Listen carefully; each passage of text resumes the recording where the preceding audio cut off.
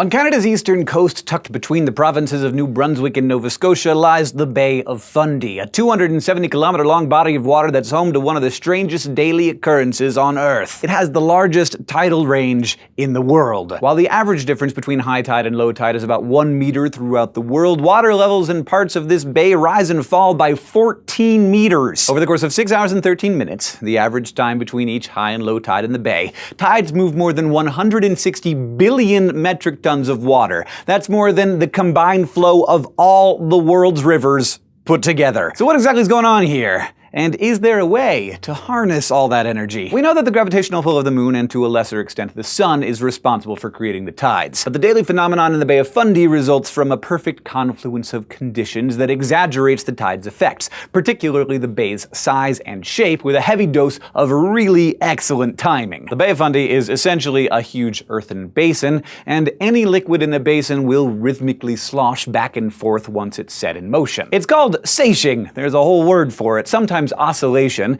and it happens in most confined bodies of water, like lakes and bays, but the speed at which liquid oscillates depends on how long and deep the basin is that's holding it. As water oscillates, the surface will rise at one end of the basin, then at the other side, and then back again. In a bathtub, you may have noticed, it takes a few seconds for water to oscillate in a single cycle, but in the Bay of Fundy, it takes about 12.5 hours, which coincides almost exactly with the cycle of the tides, as the waters of the Atlantic Ocean enter and leave the bay. So essentially, the natural oscillation of Fundy's water corresponds with and is reinforced by the tides. The effect is a lot like giving an extra couple of pushes to a kid on a swing. One push from behind when they're swinging forward, and an additional nudge in the opposite direction when they're headed back. And the shape of the bay helps amplify this effect as well. Fundy's topography is kind of like a funnel, becoming both narrower and shallower in its northern portions, which helps force the water higher onto the shore. Now, the movement of such huge volumes of water conveys an incredible amount of energy, and slowly, we're learning how to harness that energy thanks to a tidal power plant in the Bay of Fundy that's one of only 3 such plants in the world. The power plant consists mainly of a kind of gated dam called a barrage that's built across an inlet of the bay. When the tide comes in, the gates let the water flow into a huge reservoir. At high tide, the gates close and that stored water is run through a system of turbines that spin to generate electricity. But the barrage setup is pretty inefficient, and a host of marine wildlife, including a couple of whales, have been known to get trapped in the reservoir. So the next generation of tidal energy in the Bay of Fundy will include tidal turbines anchored to the ocean floor. They'll use the movement of flowing water to generate electricity in the same way that wind turbines use moving air. But because water is about 800 times more dense than air, tidal turbines don't have to spin as fast. Since this whole phenomenon of the Bay of Fundy is driven mostly by the gravitational action of the moon, you might think of this useful byproduct of the tides